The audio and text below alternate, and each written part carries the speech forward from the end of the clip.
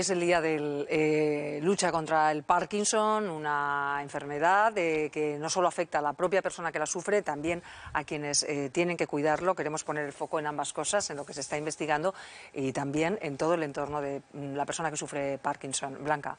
Precisamente el lema de este año está ahí, en poner bajo el foco a los cuidadores de los enfermos de Parkinson, una enfermedad que afecta a 160.000 personas en nuestro país y cuyas soluciones, cuyos tratamientos se investigan, por ejemplo, en la Fundación Neuropolis, liderada por Antonio Olivares, que nos atiende en este momento. Muy buenos días, doctor. Buenos días, bien hallados. Oliveros. Oliveros, disculpe. Bueno, Oliveros sí, que si no mi madre Lo sé bien, ha sido un traspiés de la lengua. Bueno, doctor, estamos hablando de que este año habéis querido poner el foco también en los cuidadores, ¿no? Esos familiares que tienen que convivir con las personas con la enfermedad. Sí, porque realmente estamos hablando de una enfermedad que es una carrera, digamos, es un maratón, es una carrera a largo plazo, es una carrera en la que afortunadamente gracias a los nuevos tratamientos se puede o sea, el paciente va a estar con la enfermedad durante mucho tiempo y por tanto necesitando de ese acompañamiento, ese cuidado durante mucho tiempo. Y también por otro aspecto muy importante y es la investigación, una de las cosas que pensábamos que nos iba a enseñar, pero no en el grado que nos lo está enseñando, es que un adecuado conocimiento de la enfermedad, una adecuada comprensión de qué es lo que ocurre en la enfermedad, no solo por parte del paciente, sino también por parte de quienes le cuidan, tiene una influencia decisiva en la evolución de la enfermedad. En una prevención, ¿no? Y un diagnóstico temprano. Todavía hay personas, se estima que 1 de cada 4 enfermos de Parkinson están sin diagnosticar. Sí, la enfermedad de Parkinson realmente es una enfermedad de larguísima evolución. Pensamos en una enfermedad que comienza cuando ese paciente empieza a temblar, pero realmente es una enfermedad que comienza, no diríamos años, diríamos décadas antes. Es decir, los primeros lesiones que muestran el inicio de la enfermedad son lesiones de décadas antes del inicio de la enfermedad. Pero en ese plazo de tiempo, si conocemos lo que ocurre en la enfermedad, si conocemos dónde aparecen esas lesiones y qué consecuencias tiene, podemos diagnosticar la enfermedad mucho antes de lo que habitualmente se hace. Bueno, de hecho, esas nuevas terapias en las que se trabaja, se investigan, digamos que van dirigidas ahí, ¿no? A esos síntomas subyacentes antes de que aparezcan los temblores. ¿Cómo se está avanzando? ¿Cuál es el camino?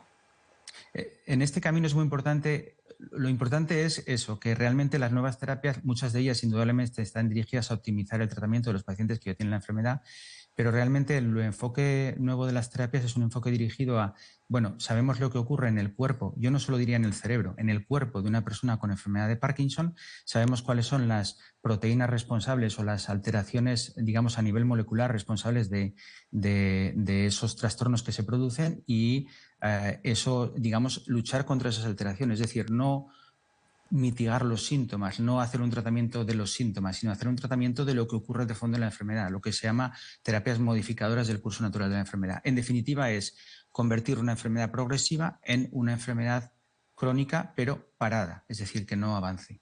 Y en eso se actúa sobre las lesiones que produce la enfermedad. Entonces, las expectativas de una persona que sea diagnosticada hoy de forma temprana de Parkinson, ¿cuáles son? Pues muchos de los nuevos tratamientos que se están investigando, que estamos investigando, son tratamientos que lo que hacen es actuar sobre esas lesiones para hacer que esas lesiones dejen de hacer daño al cerebro o esas lesiones se disuelvan o esas lesiones no se produzcan. Con lo cual, un diagnóstico temprano podría conllevar el que, digamos, pudiéramos conseguir que esa persona desde el momento del diagnóstico no empeorara más. Claro, eso te dice de manera automática que lo primero es diagnosticar a esa persona cuando está poco afectada, porque, digamos, si podemos dejar los síntomas en ese estadio, lógicamente a esa persona le estamos proporcionando un cambio completo en sus perspectivas vitales, por decirlo de alguna manera. ¿Y cómo se puede detectar? Porque ha comentado que a veces se pueden detectar ya síntomas o alteraciones décadas antes de que aparezcan los conocidos temblores. Exacto, porque realmente hay muchos síntomas que, digamos, anuncian que una persona va a tener lo que conocemos como enfermedad de Parkinson desde el punto de vista clínico actualmente. Es decir, en la enfermedad de Parkinson tradicionalmente se hablaba de 4 síntomas cardinales, que eran el temblor, la rigidez, la cinesia y las alteraciones en el equilibrio, las alteraciones en el control de la postura, pero realmente esos síntomas aparecen muchos años después de que ha comenzado la enfermedad con otros síntomas a los que llamamos síntomas prodrómicos o síntomas prodrómicos no motores, es decir, síntomas que te anuncian esa fase motora en la enfermedad, pero que ocurren muchos años antes. Bueno, pues en esa fase de síntomas prodrómicos hay una serie de pruebas que se pueden hacer a los que en términos genéricos llamamos marcadores biológicos, pruebas de neuroimagen funcional, es decir, pruebas de medicina nuclear, pruebas de líquido cefalorraquídeo. Incluso en una charla que yo tuve la oportunidad de dar anteayer hablé de una prueba analizando las heces de los pacientes. Wow.